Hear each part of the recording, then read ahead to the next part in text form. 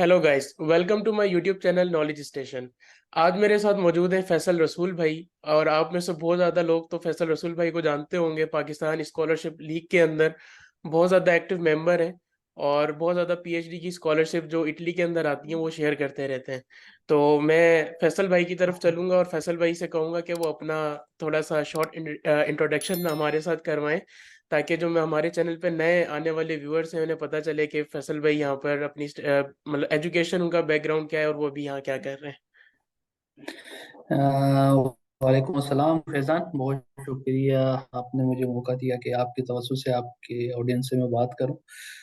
पहले तो यही बताता चलूं कि मैंने अभी रिसेंटली इटली से ही, रोम से अपनी पीएचडी कंप्लीट की है अप्रैल के अंदर। और इस वक्त मैं यूनिवर्सिटी ऑफ बोजानो में एज रिसर्चर जो है वो जॉब कर रहा हूँ, जो मैंने माशाल्लाह। रिसेंटली शुरू की है। ये मेरा शॉर्ट सा इंट्रोडक्शन है। और ये है कि जैसे आपने पहले ही बता दिया कि इटली में पीएचडी के हवाले से मैं पाकिस्तान स्कॉलरशिप लीग में पोस्ट करता रहता हूँ और वहाँ पर गाइड करता रहता हूँ। तो इसके बारे में हम मजीद आगे चल के बात करेंगे कि क्या, क्यों इटली को प्रेफर करते हैं और क्या फ़ायदे हैं।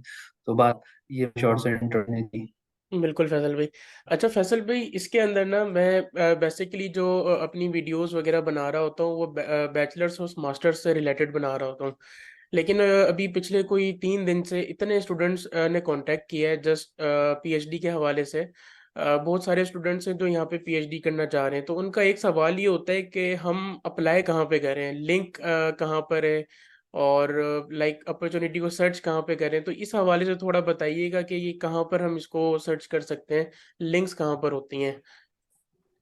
अच्छा जी, इसके बारे में मैं थोड़ा सा ये बता दूं कि इटली के अंदर जो पीएचडी की स्कॉलरशिप आप जिस तरीके से अप्लाई करते हैं, इसका प्रोसीजर बाकी दुनिया से थोड़ा सा मुख्तलिफ है। यहाँ आप पीएचडी के लिए उसी तरीके से अप्लाई करते हैं जैसे आप बैचलर या मास्टर्स के लिए अप्लाई करते हैं। तो यूनिवर्सिटी की कॉल ओपन होती है, यूनिवर्सिटी अनाउंस करती है कि इस डिपार्टमेंट में पीएचडी की पोजीशन है। हर साल वो चेंज होती रहती है। लेट्स से कि मेरे डिपार्टमेंट में कभी 10 होती हैं, कभी 12 होती हैं, कभी 8 होती हैं किसी साल, डिपेंडिंग ऑन कितना बजट होता है। तो और जितनी भी पोजीशन होती हैं उसमें से 99% फंडेड होती हैं। 1% जो अनफंडेड होती हैं वो सिर्फ उनके लिए होती हैं जिनके पास अपनी गवर्नमेंट की स्कॉलरशिप है। तो आप ये समझ लेंगे इटली में जितनी भी पीएचडी पोजीशंस होती हैं वो फंडेड होती हैं। अब सही। उनको सर्च कैसे करना है, तो उसके लिए जो सबसे जो ऑफिशियल तरीका है वो ये है कि इटालियन मिनिस्ट्री, एजुकेशन मिनिस्ट्री की वेबसाइट है, bandi.miur, bandi.miur.it। उसके ऊपर ये जितनी भी मिशन है ये सब रिक्वायर्ड है यूज करने के लिए।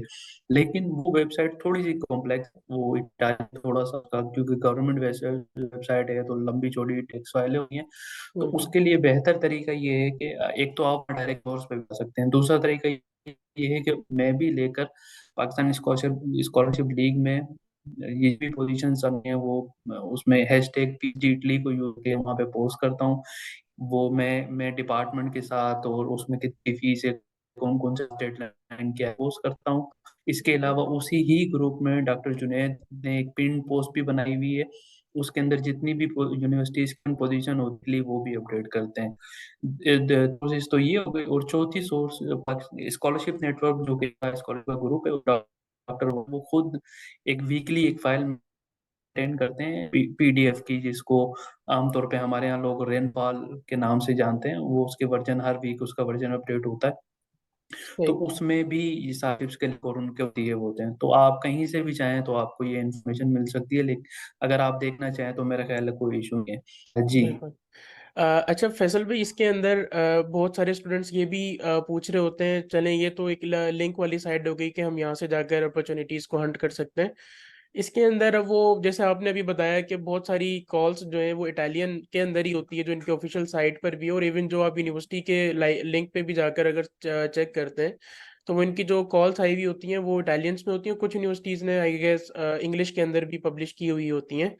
तो वो ये पूछ रहे होते हैं कि रिक्वायर्ड डॉक्यूमेंट्स क्या हैं, लाइक पब्लिकेशंस, रिसर्च प्रपोजल, और क्या क्या चीज़ें रिक्वायर्ड होती हैं, उसका स्कोर कैसे पूरा एवलेट होता है। तो इस हवाले से थोड़ा बताइएगा। अच्छा, इससे मैं आपको एक चीज़ ये बता दूं कि एक मैंने और मेरे साथ कुछ और जो यहाँ पर सीनियर हैं इटालियन पीएचडी स्कॉलरशिप होल्डर, हमने मिलके एक गाइड प्रिपेयर की है जिसमें हमने स्टेप बाय स्टेप हर चीज़ को एक्सप्लेन किया हुआ है कि हुँ, आपने पहले ये करना है, यहाँ क्लिक करना है, ऐसे ट्रांसलेट करना है। तो उसमें गाइड का लिंक भी आपके साथ शेयर कर दूंगा, ऑनलाइन अवेलेबल है, उसमें आप जो भी जो चाहें उसमें से देख सकते हैं उसको। अब बात बात आते हैं कि इन शॉर्ट मैं बता दूं कि डॉक्यूमेंट्स कौन कौन से चाहिए होते हैं। नंबर एक तो इटली में ही आपको सुपरवाइजर का अप्रूवल नहीं चाहिए होता, आपसे आपको उससे आपको एक्सेप्टेंस नहीं चाहिए होता। लेकिन अगर आप सही, किसी सुपरवाइजर से इन एडवांस बात कर लें, उसको थोड़ा सा कम्युनिकेट कर दें, उससे प्रपोजल इंप्रूव करवा लें, तो वो अच्छा ही होता है। लेकिन नॉट कंपलसरी, और 99% लोगों का एडमिशन विदाउट उसके ही होता है। जो डॉक्यूमेंट चाहिए होते हैं बहुत ही सादा और आसान से डॉक्यूमेंट है इटली में। नंबर एक आपकी सीवी चाहिए। नंबर दो आपके ऑल एकेडमिक डॉक्यूमेंट्स चाहिए, जिसमें आपको मैट्रिक और इंटर की डॉक्यूमेंट्स भी बाजू का चाहिए होते हैं। फिर सही, बैचलर और मास्टर्स की डिग्री। इसके अलावा आपका आइडेंटिटी डॉक्यूमेंट चाहिए होता है, जो कि मोस्ट प्रोबेबली आपके पास अगर पासपोर्ट हो तो वो ज़्यादा, क्योंकि आपको इंटरव्यू के दरमियान वो डॉक्यूमेंट जो आपने अपलोड किया होता है वो शो भी करना होता है। तो हुँ, इंग्लिश में हुँ, होता है, तो वो पासपोर्ट इंग्लिश में होता है तो उनके लिए आसानी होती है। अदरवाइज अगर आपके पास पासपोर्ट नहीं है तो आप ड्राइविंग लाइसेंस या फिर अपना शनाख्ती कार्ड भी यूज़ कर सकते हैं, लेकिन मैं रिकमेंड करूंगा कि पासपोर्ट हो। अ, सही, नंबर 3 पे आपको चाहिए एक रिसर्च प्रपोजल, जो कि सबसे इम्पोर्टेंट डॉक्यूमेंट है। हुँ, हुँ, लेट्स से कि आप ये कह लें कि यूजली 60 मार्क्स, यूजली मैं बात कर रहा हूँ, लेकिन यूनिवर्सिटी टू यूनिवर्सिटी वेरी भी करता है। तकरीबन 80% यूनिवर्सिटीज में इस तरीके से होता है, 100 मार्क्स टोटल होते हैं, जिसमें से 60 जो है वो आपके डॉक्यूमेंट्स इवेलुएशन होती है, और 40 आपका इंटरव्यू होता है। तो 60 जो आपके मार्क्स होते हैं उसमें से यूजली 25 मार्क्स जो है वो 25 मार्क्स जो है प्रपोजल के होते हैं। तो सही, प्रपोजल, रिसर्च प्रपोजल आपका बहुत इंपॉर्टेंट डॉक्यूमेंट है, आपके लिए कंपलसरी है, और जितना अच्छा होगा उतना ही उसका फायदा होगा। सही, उसके बाद जो आपको 5वें नंबर पर डॉक्यूमेंट चाहिए होता है वो आपको इंग्लिश प्रोफिशिएंसी सर्टिफिकेट चाहिए होता है, हुँ, जो कि आपको पाकिस्तान में हर यूनिवर्सिटी दे देती है। आइल्स और जीआरई, आइल्स और टोफल यहाँ पर सिर्फ 2 यूनिवर्सिटीज़ हैं जिसमें ये रिक्वायर्ड होता है, बल्कि आइल्स तो शायद उन्होंने भी खत्म कर दिया है, लेकिन अब सिर्फ जीआरई 2 यूनिवर्सिटीज़ में रह गया है। इसके अलावा आपको जो है वो 2 रिकमेंडेशन लेटर चाहिए होते हैं, यूजुअली आपके प्रोफेसर से।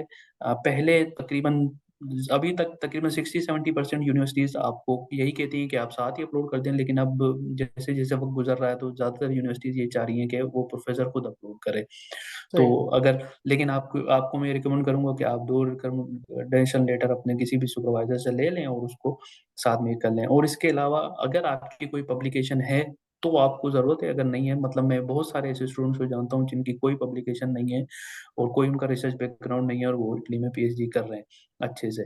तो बेसिकली ये एक बहुत ही बेसिक से डॉक्यूमेंट चाहिए होते हैं, जो कि किसी भी जगह के लिए आपके लिए ज़रूरी हैं। तो ये डॉक्यूमेंट्स की लिस्ट है। जी।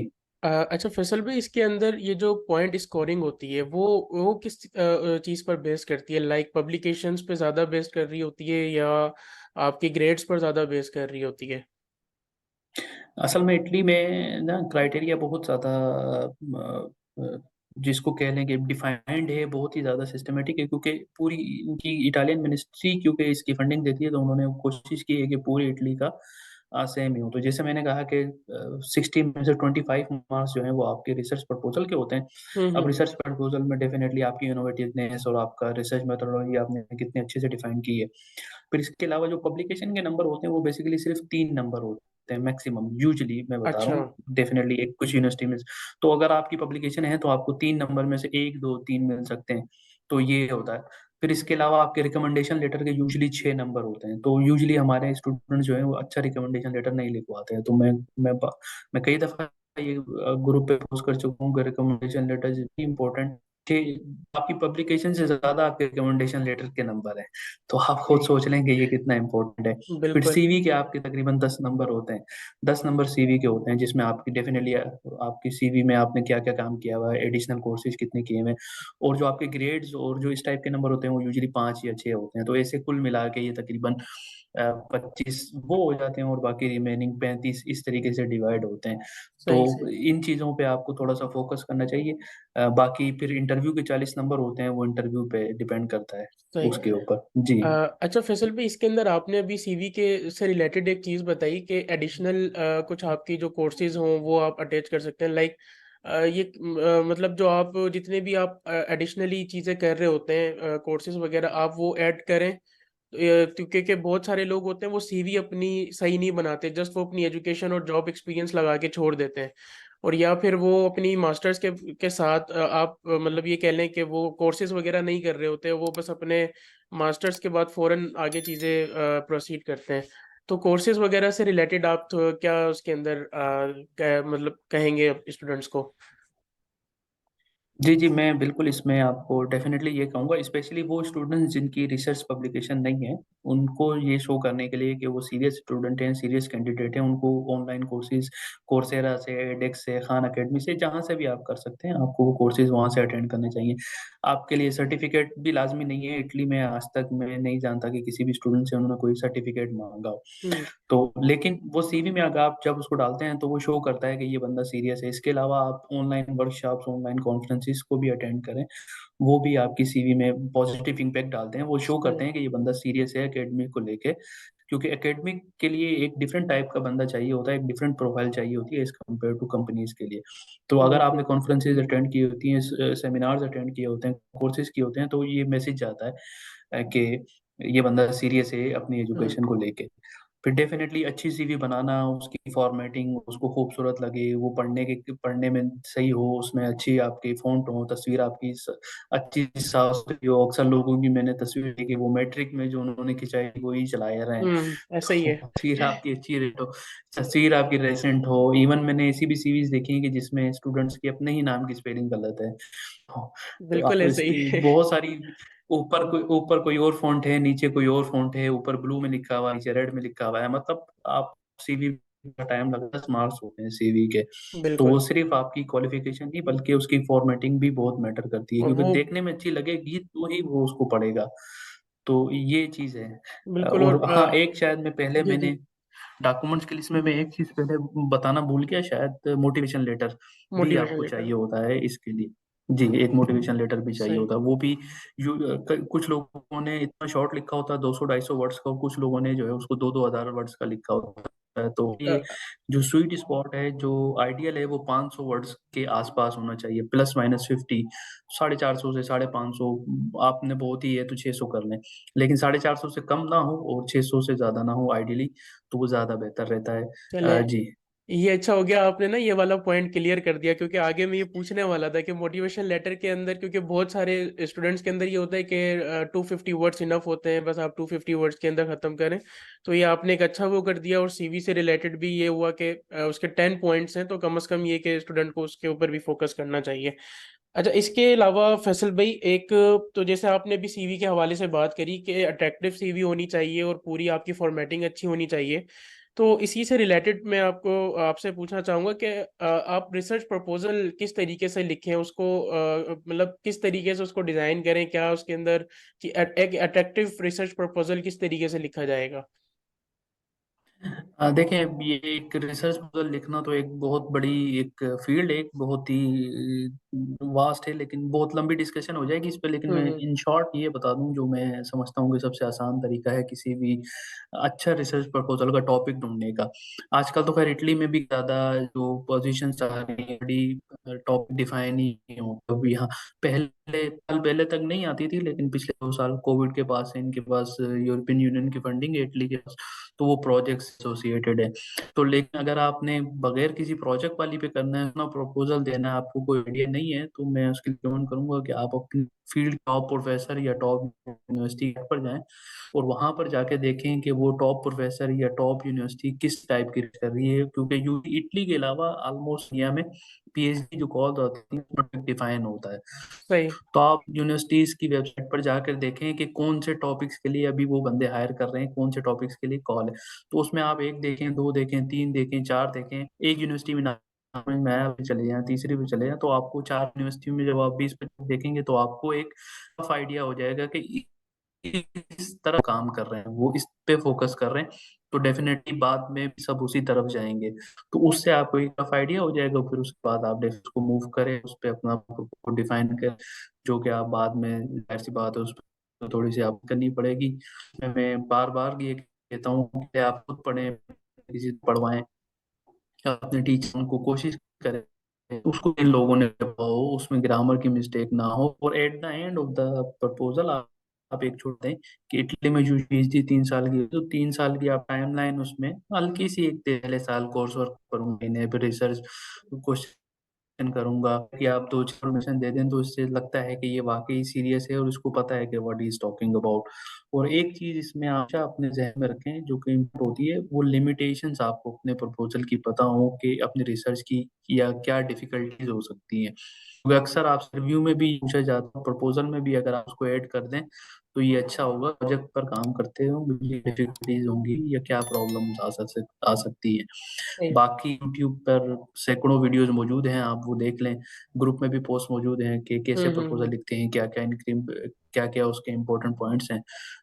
तो वो आपको पता चल जाएगा जी। बिल्कुल। अच्छा फैसल भी इसके अंदर बताइएगा कि मोस्ट ऑफ जितनी भी पीएचडी अपॉर्चुनिटीज होती हैं, ये सारी फुली फंडेड कॉल होती हैं। डिस्कनेक्ट हो गई है। अच्छा अ, जी। अब आ रही है सही? जी अब आ रही है, अब आ रही है। ठीक है। फैसल भी इसके अंदर बताइएगा कि ये जितनी भी इटली के अंदर पीएचडी अपॉर्चुनिटीज होती हैं, वो पार्शली फंडेड होती हैं, फुली फंडेड होती हैं मोस्टली, या उसके अंदर कोई फी वगैरह स्टूडेंट को पे करनी होती है अगर उसकी स्कॉलरशिप नहीं लगती फुली फंडेड, या आप जस्ट अप्लाई करते हो और आपकी स्कॉलरशिप भी साथ ही लगती है? ये थोड़ा सा बताइएगा। जी, इसमें इसके बारे में मैं, जैसे कि मैंने पहले भी कहा कि इटली में जितनी भी पोजीशंस होती हैं उसमें से 99% होती हैं वो फुली फंडेड होती हैं, जिसमें फी वगैरह वो सब होता है। उसके थोड़े से डिफरेंट वो हैं रूल, लेकिन इन जनरल मैं आपको बता देता हूँ थ्योरेटिकली क्या है कि इटली के अंदर 1195 यूरो हर स्टूडेंट को आफ्टर टैक्सेस मिनिमम पीएचडी के स्टूडेंट का स्कॉलरशिप मिलता है हर मंथ। बिल्कुल। लेकिन कुछ यूनिवर्सिटीज हैं जिसमें ज्यादा भी मिलता है, जैसे अब मैं बोलदानो यूनिवर्सिटी में आया हूँ तो यहाँ पता चला कि यहाँ 1300 के करीब मिलता है स्टूडेंट्स को, या त्रेंतो में भी कुछ 1300 के करीब मिलता है, या बरगामो में 1500 के करीब मिलता है। तो वो डिपेंड करता है यूनिवर्सिटी की अपनी पॉलिसी, कुछ डिपार्टमेंट्स के अंदर भी कुछ ज्यादा मिलता है, लेकिन 1195 मिनिमम है। फिर इसके अलावा कुछ यूनिवर्सिटीज फ्री एकोमोडेशन भी देती हैं, कहीं फ्री मील होता है, तो वो एडिशनल है, लेकिन 1195 आपको मिनिमम मिलेगा ही मिलेगा। दूसरी, सही। जहां तक फीस की बात है कि यूजली तकरीबन 95% फीस नहीं होती पीएचडी स्टूडेंट्स के लिए कोई भी। उनको या तो सिर्फ, जैसे मैं तो वर्गाता में था तो मुझे कुछ भी पे करना नहीं था, लेकिन जैसे कुछ यूनिवर्सिटियां सपेंजा में आपको ईयरली शायद 16 यूरो को पे करना होता है, ईयरली 16 यूरो। कुछ यूनिवर्सिटीज सिर्फ रिजनेक्स 152 या 156 यूरो पे करना होता है। चंद यूनिवर्सिटीज हैं जिसमें आपको 200 250 यूरो फीस पे करना यूनिवर्सिटी ऊपर जो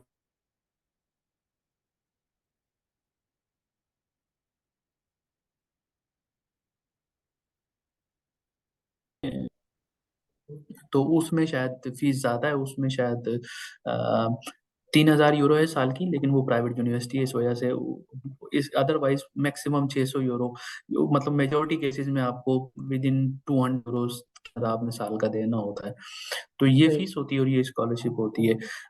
इन केस अगर आप 99% वालों में नहीं आते, आप 1% में आते हैं तो किसी वजह से, और यू कोई कोई फॉरेन स्कॉलरशिप होल्डर उसमें नहीं आता, अगर वो आपको उसको ऑफर दें तो आप उस जो है जिस तरीके से मास्टर्स और बैचलर स्टूडेंट जो है वो रीजनल स्कॉलरशिप अप्लाई करते हैं, फिर वो आप वो भी अप्लाई कर सकते हैं। पीएचडी स्टूडेंट्स के लिए भी एलिजिबल हैं इन केस अगर आपको यूनिवर्सिटी की स्कॉलरशिप नहीं मिल रही। जी। ठीक। अच्छा फैसल भाई, इसके अंदर जो ऑलरेडी इन ईयू स्टूडेंट्स हैं, मतलब जो जिन्होंने बैचलर्स यहाँ से कर रहे हैं, मास्टर्स यहाँ से कर रहे हैं, तो उनके लिए हम, जैसे आपको पता है इटालियन बैचलर्स डिग्री का जो और मास्टर्स डिग्री का भी जो क्राइटेरिया है वो 110 पर ये लोग डिग्री आपको देते हैं। तो उसके अंदर जो पॉइंट स्कोरिंग है वो पीएचडी के लिए वो कितनी चाहिए होती है, अगर आप थोड़ा उसके अंदर गाइड कर दें।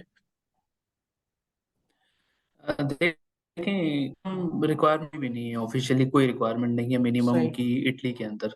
मतलब अगर इवन पीएचडी में आपका 2 CGPA भी है तो आप अप्लाई कर सकते हैं, और मैं लोगों को जानता हूँ जिनका बीए अंडर 3 है और वो यहाँ पीएचडी कर रहे हैं ऑलरेडी इटली में, और अच्छी यूनिवर्सिटीज में कर रहे हैं, मतलब अच्छी रैंक बोलिनिया में में भी कर रहे हैं, इवन पॉलिटेक्निको और मिलानो में जो टॉप यूनिवर्सिटीज हैं इटली की, जिनका सीजीपीए 3 से कम है। तो सीजीपीए इज़ नॉट इम्पोर्टेंट। बस जो लोग जो यूरोप से जो पीएचडी कर रहे हैं, उनको एडवांटेज सिर्फ़ ये है कि उनको डीओवी या सीएमए नहीं देना पड़ता, क्योंकि हाँ, उनकी डिग्री ऑलरेडी यूरोप से है। तो वो डायरेक्टली सिर्फ़ वीज़े के लिए अप्लाई करते हैं। बाकी एज़ सच कोई क्राइटेरिया नहीं है। आपका 2 सीजीपीए भी हो, तो जैसा मैंने कहा कि एकेडमिक क्वालिफ़िकेशन के सिर्फ़ 6 मार्क्स हैं 100 में से। हुँ, तो वो आप अपने प्रपोज़ल या बाकी चीज़ों से कवर कर सकते हैं उन चीज़ों को। तो ये इतना बड़ा मसला नहीं है। मतलब सही, जो पास में अगर आप मेहनत नहीं कर सके तो कोई इश्यू नहीं है, अगर आप फ्यूचर में मेहनत कर लें तो आप फिर भी पीएचडी की स्कॉलरशिप इटली में ले सकते हैं। सही मतलब आप जी। सही बेहतरीन। अच्छा, ये वाली चीज़ तो हो गई। अच्छा फैसल भाई, एक चीज़ और मतलब एक स्टूडेंट था, उसने भी मुझसे पूछा था, उसके बाद कोई 4-5 स्टूडेंट्स ने और ये सवाल किया, और अक्सर ये सवाल ये कह लें कि फेसबुक वगैरह पर आते रहते हैं ग्रुप्स के अंदर, कि ये जितना भी कंटेंट होता है रिसर्च प्रपोजल्स का और आगे पीछे मोटिवेशन लेटर का, अगर ये चैट जीपीटी जैसे, अब आपको पता है एआई टूल्स इतने आ चुके हैं, उसके अंदर वो राइट करवाते हैं, चीज़ें करते हैं, तो ये इससे कोई इम्पैक्ट तो नहीं पड़ता, मतलब कोई नेगेटिव इम्पैक्ट तो नहीं जाता, लाइक ये प्लेगरिज्म फ्री नहीं होता? आपको पता है वो मोस्ट ऑफ केसेस के अंदर वो ज़ाहिर आई एआई कंटेंट है, वो कहीं ना कहीं आ जाती है चीज़ ना। तो इस हवाले से थोड़ा सा गाइड करिएगा। असल में मैं जब आप कोई भी चीज़ चैट जीपीटी से लिखवाते हैं तो वो उसके राइटिंग में और जो ह्यूमन राइटिंग में बहुत फ़र्क होता है। तो आप चैट जीपीटी या इसको यूज़ कर सकते हैं, लेकिन आप अपनी चीज़ को इम्प्रूव करने के लिए उसको यूज़ करें, ना कि उसको फ्रॉम स्क्रैच लिखने से। पहले आप अपना हम्म। मोटिवेशन लेटर लिखें, फिर उसको कहें चैट जीपीटी को, chat GPT improve this motivation letter, फिर वो उसको इम्प्रूव करे, फिर आप उसको मज़ीद थोड़ी बहुत चेंजिंग कर लें, क्योंकि वो ह्यूमन मतलब जो एक्सपीरियंस लोग हैं वो देखते ही बता देते हैं कि ये चैट जीपीटी ने लिखा है या किसी इंसान ने लिखा है। तो सही। प्रोफेसर्स को डेफिनेटली उनका रोज का काम है, वो देखते हैं, तो वो अगर आपने टोटली चैट जीपीटी से लिखवाया होगा तो आप उसको वन लाइन बाय लाइन या पैराग्राफ बाय पैराग्राफ, और हर पैराग्राफ नहीं, जो सिलेक्टेड पैराग्राफ है आप उसको कहें कि इम्प्रूव इट्स इंग्लिश या मेक इट बेटर फ्लो, इस टाइप की आप कमांड प्रॉम्प्ट देके उससे आप उसको इम्प्रूव करवा लें। लेकिन मैं रिकमेंड करूंगा कि आप उससे ना लिखें, उसमें आपको सिलेक्शन के चांसेस कम है। सही। इस हवाले से मेरा ये पर्सनल ओपिनियन है। जी। ठीक। अच्छा फैसल भाई, इसके अंदर एक चीज़ ये बताइएगा कि बहुत सारे स्टूडेंट्स जो फैमिली के साथ हैं, अब क्योंकि मास्टर्स के बाद पाकिस्तान में जिनके नसीब अच्छे होते हैं उनकी शादी हो जाती है, तो वो जी जी। पीएचडी के लिए जब आना चाह रहे होते हैं तो उनकी फैमिली होती है साथ, तो वो कहते हैं कि हमारी वाइफ का वीज़ा भी साथ लग जाएगा या नहीं लगेगा एज अ डिपेंडेंट, और उनके अगर बच्चे भी होते हैं, तो ये फैमिली से रिलेटेड भी एक चीज़ बताइएगा। इसी के साथ में एक सवाल और जोड़ देता हूँ कि ये जितना भी जो स्टाइपेंड मिलता है, क्या वो इतना इनफ होता है कि वो यहाँ पर अपना मंथली एक्सपेंसेस बेयर कर लें और जॉब्स वगैरह साथ में कर सकते हैं या नहीं? तो ये इसको सीरीज में अगर आप बता दें तो। जी, जी, बिल्कुल, मैं इसका ये बता देता हूँ कि फैमिली वीज़े का जैसे आपको पता ही है कि इटली में थोड़ा-सा मसला है। जी। इटली में ऐसी कोई पॉलिसी नहीं है कि आप फैमिली को साथ ही ला सकते हैं। आपको बाद में ही उनको इनवाइट करना होता है, उसमें यूजुअली 6 महीने से लेकर डेढ़ साल तक का प्रोसेस लग जाता है, डिपेंडिंग ऑन आपकी सिटी में आपका कम्युनिटी कितना एक्टिव है। तो आप फैमिली को साथ नहीं ला सकते, लेकिन डेफ़िनिटली आप उनको बाद में बुला सकते हैं। अगर जो कानूनी तौर पे जो प्रोसीजर है वो ये होना चाहिए कि आपकी फैमिली को विज़िट वीज़ा वहाँ से मिल जाए और विज़िट वीज़ा लेके आप यहाँ आ जाएँ। अभी मैं लास्ट ईयर मैं 3 ऐसी फीमेल स्टूडेंट्स को जानता हूँ जिनका हुँ, बच्चा 2 साल से कम का था, और उनको फीमेल स्टूडेंट्स को बच्चे का वीज़ा साथ ही विज़िट वीज़ा दे दिया। हस्बैंड को नहीं, बच्चे को, और वो भी 2 साल से कम को। दैट्स लेकिन नाइस। थ्योरेटिकली कानूनी तौर पे इटालियन एम्बेसी को आपकी फैमिली का विज़िट वीज़ा आपको साथ ही देना चाहिए, लेकिन आपको पता है कि एम्बेसी पाकिस्तान में थोड़ा स्लो काम करती है, तो वो उसको इतना एप्रिशिएट नहीं करते। तो आप बिल्कुल। बाद में अपनी फैमिली को बुला सकते हैं। और जहाँ तक बात ये है कि ये इनफ होता है, तो it's more than enough for 2-3 people family, अगर आपके 2 बच्चे भी हैं, क्योंकि आपको पता है कि एजुकेशन फ्री है, मेडिकल फ्री है। लेकिन डेफ़िनेटली वो इटालियन में, तो आपके बच्चों को इटालियन सीखनी पड़ेगी, तो एजुकेशन उनकी फ्री है। एडिशनल हुँ, भी बल्कि 300 यूरो फैमिली मेंबर्स को मिलते हैं। अगर बच्चा मेरे ख़्याल से 18 साल से कम हो तो उसको वो भी मिलता है। गवर्नमेंट की तरफ से सब्सिडी, तो वो आपके लिए आसानी हो जाती है। सिवाय एक मेरा ख़्याल है कि जो बड़े शहर हैं मिलान, बोल्ज़ानो, फिर रोम को छोड़ के मैं आपको 500-600 में अच्छा घर मिल जाता है, जिसमें 2 रूम्स का घर मिल जाता है, हुँ, मतलब हुँ, हुँ। स्टूडियो, एक कमरा हो, एक लिविंग रूम हो, तो आप 2-3 लोगों की फैमिली ईज़ी उसमें रह सकती है। कोई इतना बड़ा मसला नहीं है। और ये है कि जो आपने पार्ट टाइम की बात की, तो उस पीएचडी स्टूडेंट को भी पार्ट टाइम उसी तरीके से वर्क अलाउ है जैसे मास्टर्स के स्टूडेंट को अलाउ है। लेकिन सही। पीएचडी स्टूडेंट्स के लिए एक कंडीशन ये होती है कि उनकी ईयरली इनकम जो है वो 15,000 यूरो से कम रहनी चाहिए। तो जितना स्कॉलरशिप का अमाउंट आपको अमाउंट मिल रहा है, आपके पार्ट टाइम की इनकम उससे 1 यूरो कम होनी चाहिए। अगर आपकी इनकम उसके इक्वल या उससे ज्यादा हो जाएगी तो ऑफिशियली आपकी जो है वो स्टीपेंड बंद करने की यूनिवर्सिटी के पास राइट है। ऐसा होता नहीं है। और अव्वल तो 15,000 यूरो पार्ट टाइम से बनते भी नहीं है इटली में। ऐसा ही है। अगर आपके बन जाते हैं तो आपको ये जहन में रखना चाहिए कि ऑफिशियली आपकी यूरो से आपकी इनकम कम होनी जी। चाहिए। अच्छा फैसल भाई, इसके अंदर बस एक चीज ये आप कंक्लूड करिएगा कि जैसे अपॉइंटमेंट्स के हवाले से बड़ा इशू होता है कराची और इस्लामाबाद के अंदर। जैसे लास्ट ईयर बैचलर्स और मास्टर्स के स्टूडेंट्स को बहुत ज्यादा इशू हो रहा था। लाइक उनको अपॉइंटमेंट्स नहीं मिली हुई थी, उनके प्री इनरोलमेंट वगैरह सब आई हुई थी, लेकिन उन्हें वीजा सबमिट करवाने के लिए अपॉइंटमेंट्स नहीं मिल रही थी। तो पीएचडी के जितने भी स्टूडेंट्स होते हैं, क्या उनको 100% अपॉइंटमेंट्स मिलती हैं? और उनका भी क्या प्रोसेस ये यूनिवर्सिटी ही वाला ही होता है जैसे बैचलर्स और मास्टर्स के स्टूडेंट्स करते हैं? तो ये वाला थोड़ा सा गाइड करिएगा इस हवाले से। हाँ जी बिल्कुल। जो अब लास्ट ईयर से इन्होंने ये किया है कि पहले पीएचडी का डिफरेंट होता था। अब लास्ट ईयर से इन्होंने यही किया है कि पीएचडी स्टूडेंट्स को भी यूनिवर्सिटी पे जो है वो जाके अपनी प्री एनरोलमेंट करवानी होती है। और वैसे ही जैसे मास्टर्स के स्टूडेंट को एम्बेसी कॉल करती है, बैचलर वालों को वैसे ही उनको भी कॉल करती है।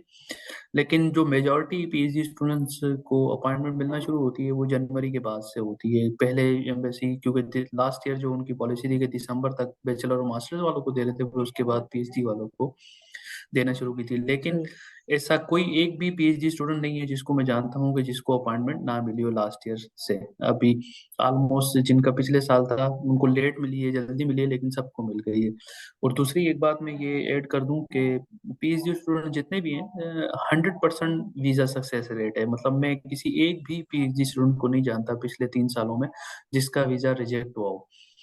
एक भी स्टूडेंट ऐसा पाकिस्तानी नहीं है जिसका वीजा रिजेक्ट हुआ हो पाकिस्तान से। मतलब ये तो सबको बहुत ज्यादा बेस्ट चीज है। मतलब स्टूडेंट अगर बाहर आना चाह रहा है और अपनी स्टडीज भी करना चाह रहा है, तो ये बैचलर्स और मास्टर्स के स्टूडेंट्स के लिए बड़ा हर्डल है कि उनकी वीजा रिजेक्ट होने का एक चांस होता है। और ये बिल्कुल 100% पीएचडी के लिए वीजा सक्सेस रेट है। बिल्कुल, इटली के अंदर visa success rate PhD students का 100% है। मैं स्टूडेंट्स को जानता हूँ जिनका जर्मनी का, नॉर्वे का, यूएसए का, कनाडा का रिजेक्ट हुआ है। लेकिन इटली में मैं किसी भी पाकिस्तानी स्टूडेंट को नहीं जानता कि जिसका वीजा रिजेक्ट हुआ हो। तो ये एक अच्छी बात है। और दूसरा ये है कि बैंक स्टेटमेंट वगैरह कुछ भी आपको नहीं चाहिए होती इस हवाले से भी, क्योंकि आपका स्पॉन्सर यूनिवर्सिटी होती है तो आपको कोई बैंक स्टेटमेंट शो करने की जरूरत नहीं होती। जी। इसके अंदर मतलब अपना फैसल भाई, बैंक स्टेटमेंट के हवाले से ये आपने बिल्कुल अच्छा पॉइंट वो कर दिया। इसके अंदर बिल्कुल भी स्टेटमेंट शो नहीं करनी होती। लाइक जैसे मास्टर्स और बैचलर्स के स्टूडेंट्स को आई गेस कोई 8,600 यूरो अभी शो करने होते हैं, अराउंड 25 लाख आई गेस। तो पीएचडी के लिए कोई ऐसी रिक्वायरमेंट नहीं है? नहीं नहीं, ऑफिशियली पिछले साल तक मतलब 2021 तक बल्कि जो है वो एम्बेसी जो है वो आपसे सिर्फ एक डॉक्यूमेंट लेती थी जिसमें सिर्फ आपकी बैंक स्टेटमेंट होनी चाहिए थी ना। तो मैं ऐसे स्टूडेंट को भी जानता हूँ जिसके अकाउंट में 325 रुपए थे जब उसने बैंक स्टेटमेंट जमा अच्छा। करवाई। मैंने अपनी जब खुद जमा करवाई थी मेरे अकाउंट में शायद 1 लाख समथिंग थे। तो कोई इतना। और इस साल यानी कि 2022-23 में जो स्टूडेंट आए हैं उनसे तो बल्कि किसी से बैंक स्टेटमेंट ली भी नहीं है मेजोरिटी से। एम्बेसी ने दैट्स मतलब वेरी उनको कूल। डॉक्यूमेंट वापस कर दिया है। तो बैंक स्टेटमेंट बिल्कुल भी नहीं चाहिए पीएचडी स्टूडेंट्स को, क्योंकि आपकी स्पॉन्सर यूनिवर्सिटी। इवन मैं 3-4 ऐसे स्टूडेंट्स को भी जानता हूँ जो विदाउट स्कॉलरशिप पे, जो मैंने बताया कि 1% पर आए, उन्होंने जो 1% में जिनका नाम नहीं आता तो वो आए उसमें। तो उनका भी वीजा सबका लगा है और उनकी भी बैंक स्टेटमेंट कोई इतनी स्ट्रांग नहीं थी। तो उनको भी वीजा मिला है। तो पीएचडी स्टूडेंट्स के लिए ये अच्छी बात है कि अगर इन इन केस आपको स्कॉलरशिप नहीं भी मिलती, आप वैसे भी आना चाहें तो आप मास्टर्स, क्योंकि कई लोग हैं दूसरा मास्टर्स कर रहे हैं, तीसरा मास्टर्स कर रहे हैं, तो उनको उनको लिए बेहतर है कि वो पीएचडी पर आ जाएं। तो डॉक्यूमेंटेशन भी आसान है और वीजा सक्सेस रेट भी उनका बहुत ज्यादा है। और यहाँ पर आके फिर उनको अपॉर्चुनिटीज भी मिल सकती हैं दूसरी भी। जी। अच्छा फैसल भाई, अभी ना आपकी इसी बात से एक पॉइंट मेरे जहन में आया, जो आई गेस लास्ट कोई साल से ना स्टूडेंट ये वाले पूछ रहे हैं लाइक उन्होंने 2 साल का बैचलर्स किया हुआ है और 2 साल का मास्टर्स किया हुआ है, तो वो लोग कहते हैं कि हम लोग एलिजिबल है पीएचडी के लिए या नहीं। तो इस हवाले से थोड़ा सा बताइएगा। नहीं नहीं, वो लोग बिल्कुल भी एलिजिबल नहीं है, क्योंकि इटली में जो पीएचडी के लिए रिक्वायरमेंट है वो 17 ईयर्स की एजुकेशन रिक्वायर्ड है, उनकी 16 साल की बनती है। और सही। इसमें मैं एक चीज़ और भी बता दूं, अक्सर स्टूडेंट्स के साथ ये इशू है कि उन्होंने पहले 2 साल का बीए किया है या बीबीए किया है, फिर उसके साथ बाद 4 साल का 3.5 साल का एमबीए किया है पाकिस्तान में। जी जी। तो वो स्टूडेंट्स भी पीएचडी के लिए एलिजिबल नहीं है, क्योंकि वो डिग्री अच्छा। उनकी बैचलर्स ही कंसिडर होगी। आपकी बैचलर्स से मास्टर्स में आप उस वक्त, अकॉर्डिंग टू इटालियन लॉ, आप उस वक्त मास्टर्स आप कर सकते हैं जब आपकी बैचलर्स कम से कम 3 साल की होगी। तो उन्होंने दो सही। साल का बैचलर किया है, तो वो इटली के लॉ के हिसाब से उसको उनको डीओवी नहीं मिला है। एडमिशन उनको 2-3 लोगों को मिल गया, लेकिन उनको डीओवी नहीं मिला है एम्बेसी ने, क्योंकि सही। आपको पता है कि इतनी ज्यादा यूनिवर्सिटी यहाँ पे स्क्रूटनी नहीं करती, ज्यादा स्क्रूटनी आपको वीजा के दरमियान ही होती है, तो उनको डीओवी नहीं मिला है। तो वो स्टूडेंट्स भी पीएचडी के लिए एलिजिबल नहीं है, जिन्होंने पहले 2 साल का बैचलर और फिर साढ़े हम्म। तीन साल का एमबीए किया है। जी। बस। अच्छा, फैसल भाई, ये तो हो गया सारा एकेडमिक से रिलेटेड ना, कि किस तरीके से सारी चीज़ें होंगी, क्या होगा। इसके अंदर एक चीज़ ये बताएं कि यहाँ पर पीएचडी करने के बाद जॉब अपॉर्चुनिटी कितनी है, और क्या उसके अंदर ये कह लें कि कैरियर है यहाँ पर या नहीं है। क्योंकि बहुत सारे स्टूडेंट्स, लाइक जो जिनको मैं जानता हूँ, अब मुझे नहीं पता वो ऐसा क्यों कहते हैं, क्योंकि मैंने और भी दूसरे जो मेजोरिटी ऑफ स्टूडेंट्स हैं उनसे मैंने ये सुना है कि यहाँ जॉब अपॉर्चुनिटीज़ अच्छी हैं, इवन यहाँ पर बहुत अच्छी चीज़ें हैं। लेकिन वो जो चंद लोग हैं वो ये कहते हैं कि यहाँ पर जॉब्स ही नहीं है, पीएचडी के बाद कोई कैरियर नहीं है। और इवन वहां से पाकिस्तान से भी जो लोग पूछ रहे होते हैं वो यही सबसे पहली चीज ही ये पूछते हैं कि वहां पर लाइक जॉब अपॉर्चुनिटीज क्या होंगी ना आफ्टर पीएचडी। तो इस हवाले से थोड़ा सा बस गाइड करिएगा। अच्छा, मैं ये सवाल मुझे भी काफी मिलता रहता है, लेकिन मैं ये कहता हूँ कि ये बिल्कुल भी सही नहीं है। ये बिल्कुल जो है आप इसको कहते हैं कि फेक न्यूज़ है। मैं खुद, मतलब मेरे बैच में, क्योंकि जिस वक्त मैं आया था उस वक्त डेफिनेटली पाकिस्तानी स्टूडेंट्स यहाँ पे कम थे, तो मेरे बैच में तकरीबन 50 के करीब उस वक्त, 50 भी नहीं, शायद 30-35 के करीब पाकिस्तानी पीएचडी स्टूडेंट होंगे। 2019 जो मेरा बैच जो इस साल ग्रेजुएट हुआ है, और हम्म। उनमें से 2019 में से 30 लोगों में से मैं कोई 15-16 के साथ इन टच में हूँ, जिनसे जाहिर सी बात है सबसे तो मेरा राब्ता नहीं मेरे ही रहता। तो उनमें से कोई एक भी ऐसा स्टूडेंट नहीं है जिसके साथ मैं राब्ते में हूँ और जिसने इटली में जॉब करना चाहता था उसको नहीं मिली हो। सही। तो मैं, मेरी नज़र में तो 100% लोगों को मिली है। और मैं अपनी बात करूं तो मैं ग्रेजुएट जो है वो अप्रैल में हुआ हूँ, और मुझे जॉब ऑफर जो है वो जनवरी में ही मिल गई थी। तो अब आप खुद सोच लें, लोगों को बिल्कुल। इंडस्ट्री में भी मिली है, और लोगों को, मेजोरिटी जो पीएचडी के स्टूडेंट हैं डेफिनेटली उन्होंने एकेडमिया ही ज्वाइन किया है, लेकिन 2-3 को मैं जानता हूँ जिन्होंने इंडस्ट्री भी ज्वाइन की है। तो उसमें मैं खुद, क्या मेरी तो प्रेफरेंस थी ही नहीं इंडस्ट्री ज्वाइन करने की, लेकिन अगर आप इंडस्ट्री ज्वाइन करना चाहते हैं या इटली में आप सर्वाइव करना चाहते हैं, तो आपके लिए मोस्ट इंपॉर्टेंट है कि आप 3 साल या 3.5 साल जो आपके हैं उसमें आप यहाँ पर लैंग्वेज सीखें, क्योंकि इटालियन लैंग्वेज आप सीखेंगे तो आपके लिए अपॉर्चुनिटीज बहुत ज़्यादा खुल बिल्कुल जाएंगी। ऐसे ही है। लेकिन अगर आप इटालियन नहीं भी आती आपको, तो आपको जो है वो यहाँ पर जॉब मिल जाती है। अच्छा, एक चीज़ मैं यहाँ पर ऐड करना चाहूँ जो मेरे ख्याल से, मेरी नज़र में पूरी दुनिया में कहीं और नहीं है, जो कि इटली में है, वो ये है कि जब आपकी इटली में पीएचडी कंप्लीट हो जाती है, 3 साल बाद आपको पैसे मिलना बंद हो जाते हैं, तो यहाँ पर आपको 1 साल तक सोशल सिक्योरिटी से भी पैसे मिलते हैं, जो कि अच्छा। मैं खुद 4-5 महीने लेता रहा हूँ। यानी कि मेरी फंडिंग जो है वो बंद हो गई थी जनवरी में, और मैंने जुलाई में ज्वाइनिंग दी है, तो मैं 4-5 महीने वो पैसे लेता रहा हूँ। तो वो जो आपकी जितनी भी इनकम होती है आपकी साल की, उसको 70% आपको मिलता है। तो अगर आपको 1200 मिलते थे तो आपको अराउंड जो है वो 900 के करीब मिलेंगे, अगर जिनको 1500 मिलते हैं उनको 1100 मिलेंगे। तो 1 साल तक पीएचडी स्टूडेंट्स को वो भी मिलते हैं, जो कि मैं खुद भी लेता रहा हूँ। तो मैं आपको ये बता रहा हूँ कि कई ये तो लोग कहते हैं कि कोई नहीं मिलते मुझसे, मतलब मैं, मुझे ही कह रहे हैं कि नहीं मिलते, मैं कह रहा हूँ भाई मुझे मिलते हैं मेरे अकाउंट। बोला नहीं नहीं, ये झूठ है। भाई कैसे झूठ है, मैं ले रहा हूँ।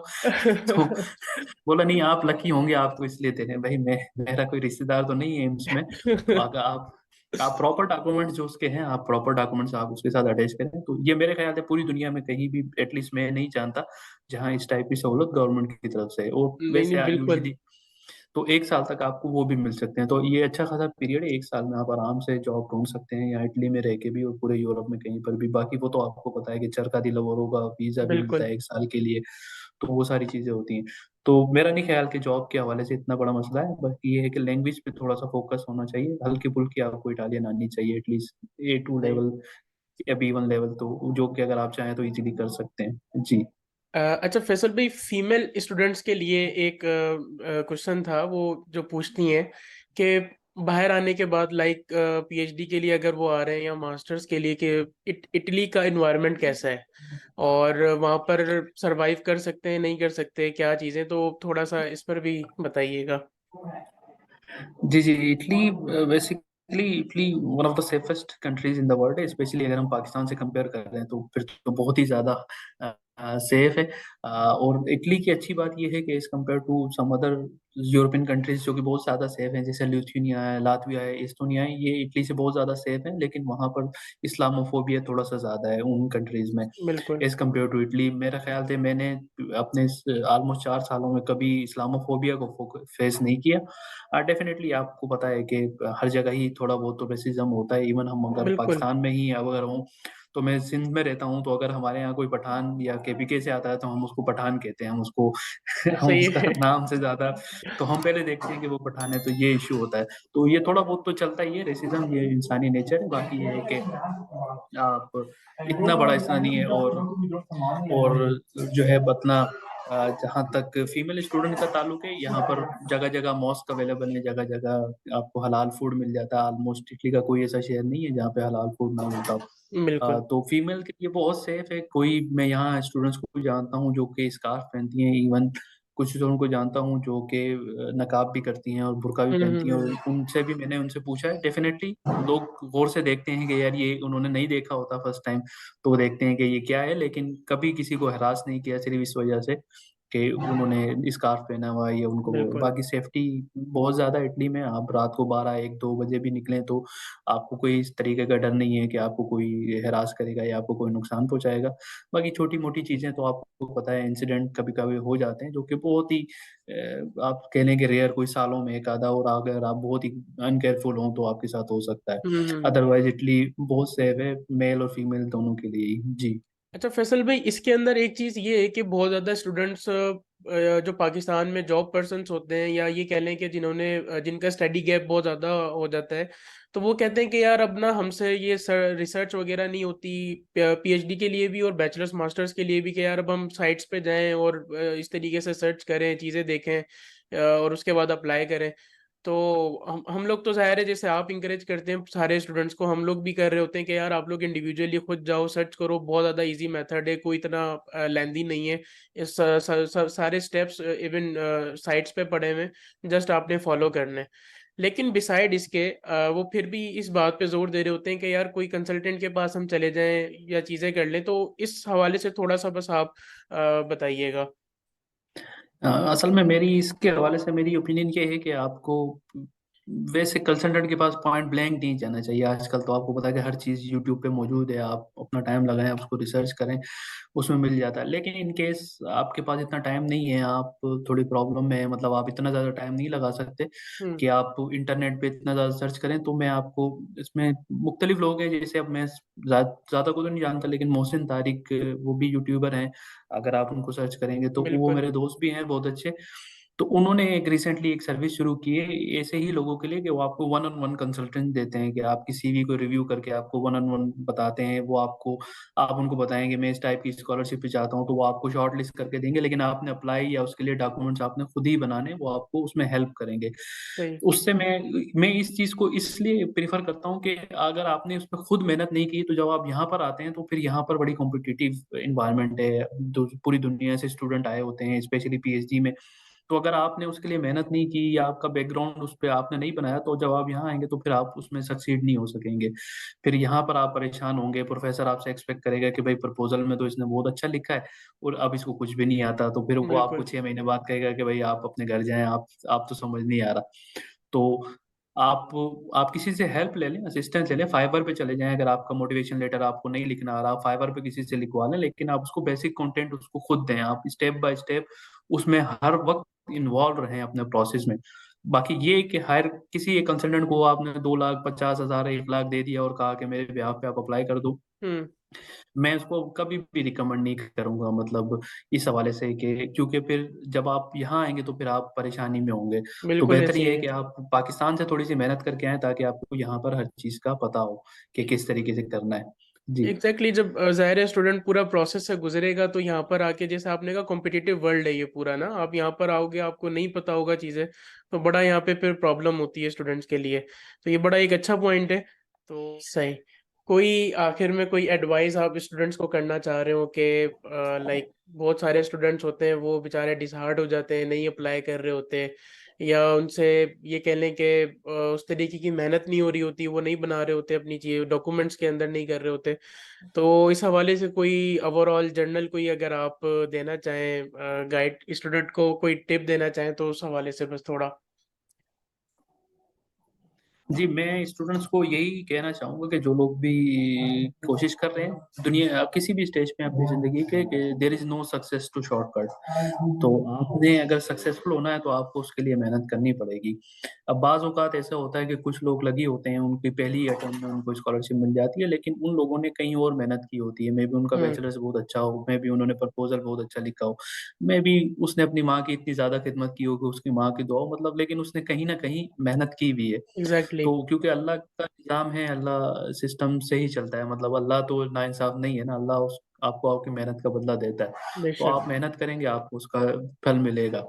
और दूसरी बात ये है कि मतलब आपको हिम्मत नहीं हारनी चाहिए। इटली में मैं लोगों को कहता हूँ कि आप मुझसे म गारंटी दें कि मैं 3 महीने फुल टाइम इस पे मेहनत करूँगा 8 घंटे, मैं आपको गारंटी देता हूँ कि आपको इटली में स्कॉलरशिप मिलेगी। क्योंकि बहुत ही हम्म। बेसिक से डॉक्यूमेंट है, बहुत ही ईज़ी प्रोसीजर है। तो बस ये 2 चीज़ें हैं कि आप हिम्मत ना हारें। एक पीएचडी स्टूडेंट है अभी हमारे ग्रुप में, उसने फीमेल उसने उसने बताया कि उसने 37 यूनिवर्सिटीज़ में अप्लाई किया था, तो उसको जब जाके मिला था, ओ। उसका सीजीपीए भी कम था, उसका जो है वो उसकी कोई पब्लिकेशन नहीं थी, लेकिन उसने ट्राई करती रही। उसने 37 उसने कहा कि मैंने 37वीं यूनिवर्सिटी में अप्लाई किया, तो जब जाके मुझे एडमिशन मिला है। तो आप इस तरीके से हिम्मत ना हारें। एक और लड़का है, उसको मैं जानता हूँ, उसको 2 साल तक नहीं मिला एडमिशन, उसको फिर बेचारे को तीसरे साल मिला और अभी वो माशाल्लाह यहाँ पे काफ़ी सक्सेसफुल है। तो कभी-कभी अल्लाह की तरफ से मसलियत भी होती है, लेकिन इन मेजॉरिटी केसेस कहीं न कहीं कमी हमारी तरफ से ही होती है। बिल्कुल। अल्लाह की तरफ से आज़माइश होती है, लेकिन ज़्यादातर केसेस में हमारी ही अपनी गलती होती है, तो मैं यही रिकमेंड करूँगा कि आप मेहनत करें, अच्छे से काम करें, तो अल्लाह आपको उसका फल ज़रूर देगा। अ, जी। मुझे ना फैसल भाई इससे एक बात समझ आई, मतलब लाइक मैं जब पाकिस्तान के अंदर भी अपना स्टडीज वगैरह कर रहा था तो बहुत सारी यूनिवर्सिटीज में मैंने अप्लाई किया लेकिन मेरा एडमिशन नहीं हो पा रहा था। लाइक वो मेरी शायद अपनी ही गलती थी, चीज़ें थी, मेरी तैयारी अच्छी नहीं थी लेकिन मेरा एडमिशन नहीं हो पा रहा था, तो मैं बड़ा परेशान था ना।